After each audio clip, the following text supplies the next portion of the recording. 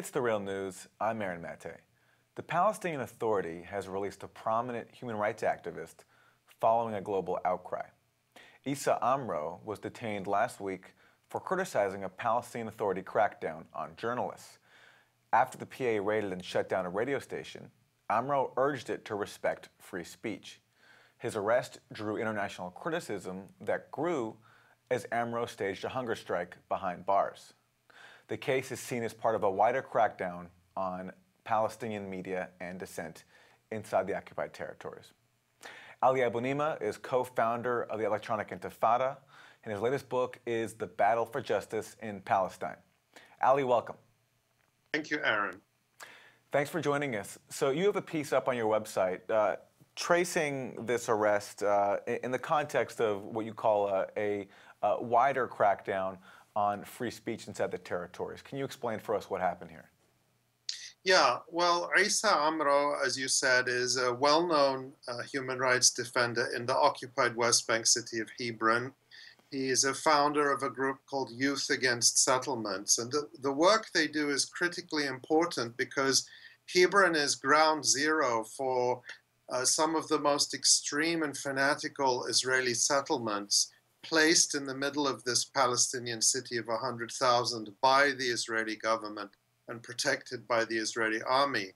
So Issa Amro, before his arrest by the Palestinian Authority last week, was already facing a so-called military trial by Israel on trumped-up charges, which are clearly aimed at suppressing his work against the settlements. And it's such a ludicrous trial that even 32 members of Congress were prepared to sign a letter supporting him against this Israeli military kangaroo court.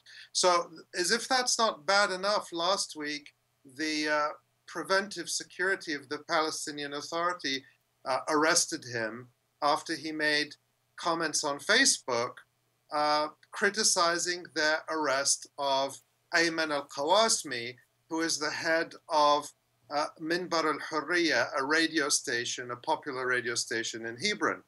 Now, you may ask me, why was Ayman al-Qawasmi arrested by the Palestinian Authority? Well, the reason was, a few days before his arrest, Israeli occupation forces raided his radio station, caused an immense amount of damage, confiscated equipment, and ordered the radio station closed for 6 months.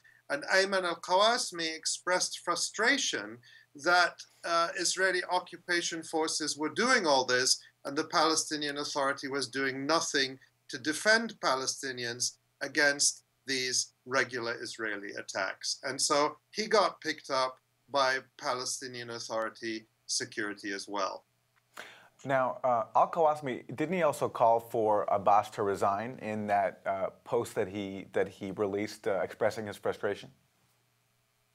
You know, I don't know if he did or didn't call for him to resign, but from what I saw of his comments, he was simply expressing his opinion. He would certainly have the right to call for Abbas to resign. In any case, Abbas's electoral term expired many years ago, so I'm not sure what he would resign from, since formally he doesn't have a position anymore. It expired.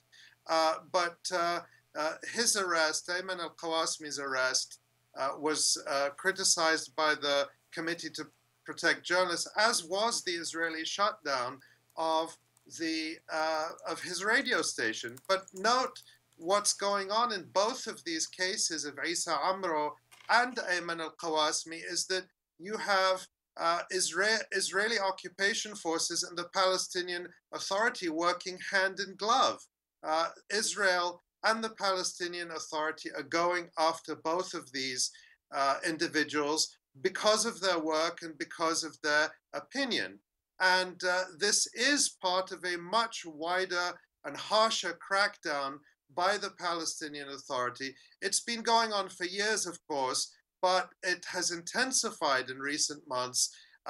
Just in July, Mahmoud Abbas, the head of the Palestinian Authority, issued a decree the so-called electronic crimes law, which is a draconian measure limiting what Palestinians can say online. So now we have both the Palestinian Authority and Israel routinely arresting and harassing Palestinians just for opinions they express on Facebook. And the electronic crimes law has already been used to arrest and harass journalists by the Palestinian Authority. So this is part of a wider crackdown. According to Mada, a Palestinian press freedoms group, dozens of journalists were arrested in the past few weeks. And in fact, at this point, the Palestinian Authority is arresting even more Palestinian journalists than Israel. Right. So, Ali, if you could talk about this in the context of something that you touched on a little bit, which is the political reality for Mahmoud Abbas, in power for a long time, way past his mandate, as you said, deeply unpopular, increasingly reliant on Israel and the U.S., who have in turn, of course, offered him nothing, especially under President Trump and his envoy, Jared Kushner. In terms of Abbas turning to crack down on dissent against him in the face of so much discontent with his rule. Yeah, it's exactly that. You know, the whole premise of the Palestinian Authority was that it was supposed to be temporary, you know, while negotiations were going on until there would be a final settlement. And the whole regime of a Palestinian Authority working hand in glove with the Israeli occupation was supposed to be a transitional measure for 5 years.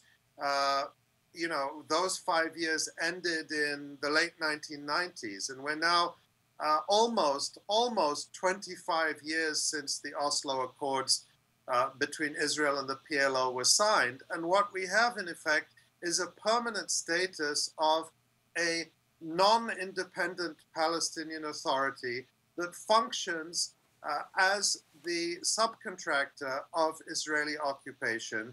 The name for this is security coordination. That's a polite name for collaboration. The Palestinian Authority acting as Israel's native enforcer and native repressor of any form of Palestinian resistance to Israeli occupation. Significantly, the group, the entity that arrested Issa Amro is the so-called preventive security.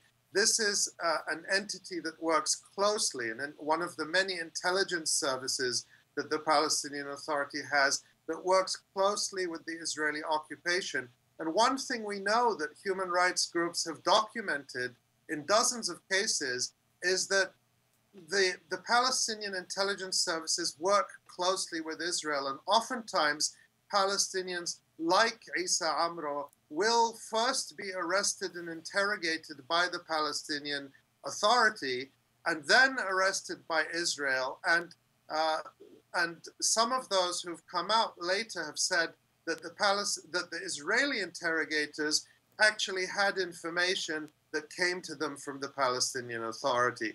I'm not suggesting that's the situation in Issa Amro's case, but in other cases documented by human rights groups, there does seem to be this pattern where the Palestinian Authority will arrest people on behalf of Israel and then effectively hand over the information to Israeli agencies like the Shin Bet, which systematically torture Palestinians. So that's the security coordination, and it's critical to note that this is all financed and supported principally by the United States and the European Union. The European Union gives the Palestinian Authority hundreds of millions of dollars a year.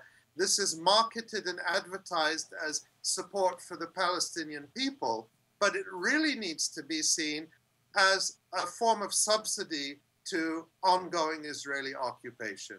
And it was notable, as far as I know, there was absolutely no criticism of the arrest of Issa Amro from the European Union, which, of course, loves to boast about how much it loves and supports human rights. So finally, Ali, I'm wondering if you can talk about what all this says about the difficulties there are for Palestinians inside the territories in struggling for their freedom. The case of Issa Amro illustrates he has to deal not just with being charged and detained by the Israeli occupation forces, but also by the security forces of, supposedly his own government, the Palestinian Authority, facing both, for ordinary Palestinians struggling for their rights, facing these two forces inside their own territory. Yeah. I mean, he, like other Palestinians, is caught in a vice between these two forces, the Israeli occupation and the Palestinian Authority. But I think it's really more accurate to call them one force, because the Palestinian Authority is an extension of and a manifestation of the Israeli occupation. And I think this simply underscores the need for international solidarity. And, one of the good things about what happened is the large amount of international solidarity that Issa Amro received. I mentioned that 32 members of Congress, which is pretty remarkable, signed a letter in his support in June because of the trumped-up Israeli charges against him. And 9 members of Congress signed a letter urging Abbas to release him. So I think that the high profile, the international attention to his case, will certainly help protect him from these, two hands or two fists of the occupation, Israel on the one hand and the Palestinian Authority on the other. But I think it underscores also the need for increased international solidarity and pressure to finally end this occupation and all forms of Israeli violations of Palestinian rights, including Palestinians in Israel and Palestinian refugees who of course, are denied their right to return. And also not to limit our analysis to what is happening in the occupied territories. Just today, for example, Israel revealed, or Israeli media revealed, that the Israeli government is planning to punish Amnesty International, the Israeli section of Amnesty International, for calling for an international ban on Israeli settlement goods by taking away their tax-exempt status. And that would presumably, or Israel would hope, make it harder for them to raise money and to defend human rights. But that just shows that Israel's willingness to attack human rights defenders has no borders. It's not limited to the West Bank. Palestinians are the first targets of Israeli repression, but Israelis and others who speak out against this or call for accountability are being targeted too. And that's why Palestinians, Palestinian civil society, have called for a comprehensive South Africa-style boycott of Israel, because you can't draw a line really between Israel and the occupation in the West Bank. It is all one system of apartheid, as the UN report that was released in March said. Of course, that UN report famously suppressed under US pressure by the UN Secretary General, I think hours after it was published. But those realities are visible to people, which is why Israel is working so hard to silence voices like Issa Amro that have been effectively getting the message out. We have to leave it there. Ali Abunimah, co-founder of the Electronic Intifada, his latest book, The Battle for Justice in Palestine. Ali, thank you. My pleasure. And thank you for joining us on The Real News.